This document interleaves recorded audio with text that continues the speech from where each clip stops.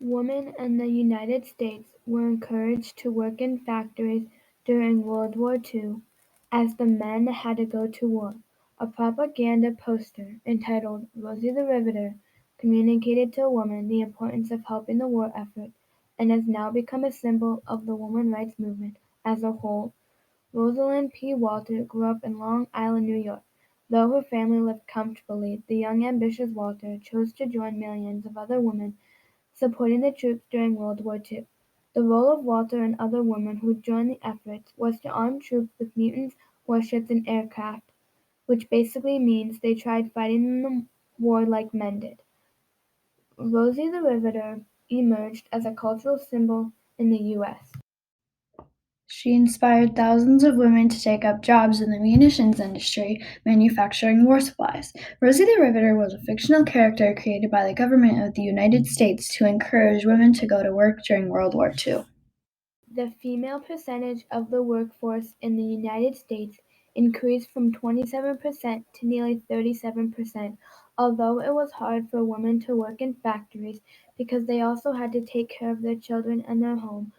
Women were paid less than 50% of men's salary, and after the war, it was hard to get women to go back to working inside the home. To accomplish this end, the U.S. Office of the War produced a variety of materials designed to convince these women to enter into war production jobs as part of their patriotic duty. Rosie the Riveter was a part of this propaganda campaign and became a symbol of women in the workforce during World War II. Since many of these women had not previously worked outside the home and they had small children, the government not only had to convince women to join the workforce, but it also had to provide ways for women to care for their households and children. The image of Rosie the Riveter was aimed to change public opinion about women's work. American men left the industrial labor force to enlist during World War II in unprecedented numbers. The idealized Rosie the Riveter exhibited numerous characteristics that the government and men found acceptable. The traditional Rosie the Riveter story is not without omissions. White women benefited most from the labor changes, and many of the riveters were already in the labor force before World War II. Women took these jobs to support their families and their country. During the war years, the ranks of women in the workplace grew by nearly 60% to 20 million.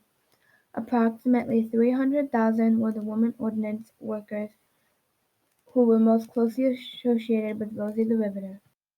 With Rosie's help, companies such as manufacturing giant Westinghouse encouraged women to become this labor force, and eventually the government also adopted the character to encourage sacrifice and effort as a support to the war effort. Both Rosie the Riveter campaigns announced opportunities for women to enter the workforce that had not been readily available due to economic and social conditions marked by the Great Depression prior to the war. Women took these jobs to support their families and their country. Beginning in 1942, as an increasing number of American men were recruited for war and effort, women were needed to fill their positions in the factories.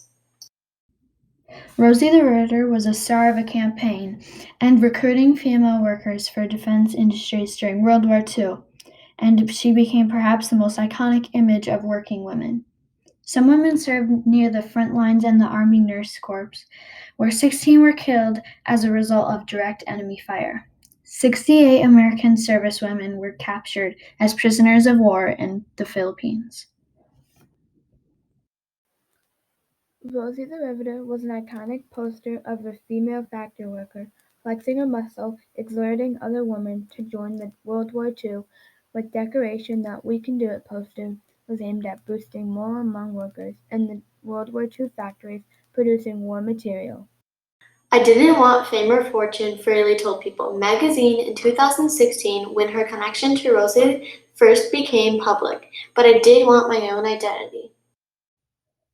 Some women were very young when they started working in factories. For example, Geraldine H. Doyle was only 17 when she started working in the factories. American women played important roles during World War II, both at home and in uniform.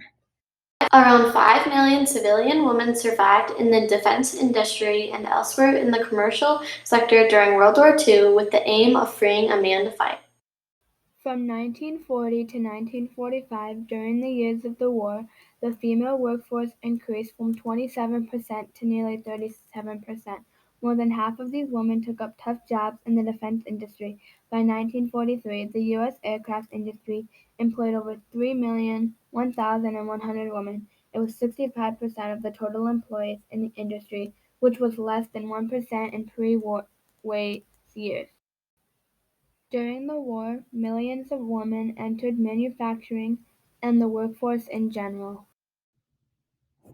Over the years, a welter of American women have been identified as a model for Rosie, the war worker of 1940s popular culture who became a feminist touchstone in the late 20th century. Rosie the Riveter wasn't an American culture icon. She represented the female workforce of World War II. She was first made up in a song in 1942, which inspired several replicas of her likeness in the following years when women were out in the workforce up until this very day. Rosie the Riveter is important because during the time of war, just like in World War I, all of the men went after fighting in the war, while the women had to stay home and work. Then a song was made and inspired all of the women to fight for equal rights as the men. The legacy of Rosie the Riveter is also mixed when it comes to the job choices women make, despite the farther greater range we now have. Women during Rosie the Riveter era also commanded American military aircrafts under the collective group named Women's Air Force Service Pilots. The patriotic theme behind the entire Rosie the Riveter campaign gave American women four arguments regarding why they should go to work during the war, including the war would end sooner, more would die if they didn't go to work, if they didn't work they were slackers, if they didn't work they were like draft dodgers. The women who did stay in the workforce continued to be paid less than their male peers and were actually demoted. The women were barely making 71 cents. In the immediate post-war years, women workers only earned roughly 60 cents for every dollar a man made. Today, it's 83 cents on the dollar. But after their selfless efforts during World War II, men could longer claim superiority over women. Rosie the Riveter was not intended to be used to enhance women's role in society, but in later years, Rosie was used in the feminist movement. But when men came home from the war, women were pushed out of the well-paying manufacturing jobs and sent back to the kitchen, or at least to jobs of low pay and little respect. Even for women whose paychecks were essential to their families' incomes, there was no protection against getting fired simply for being a woman. Rosie the Riveter mentioned the glass ceiling, which was basically her getting women to join the workforce while men were at war.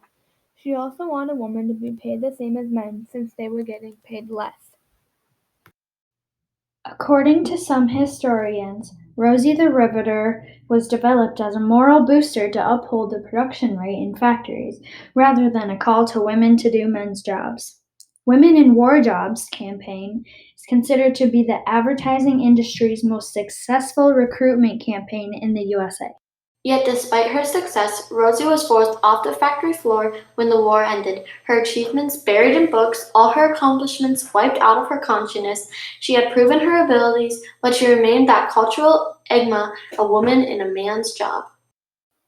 While Rosie the Riveter may seem like a quaint historical figure to some people in story, it contains prudent, even urgent lessons for women in management today.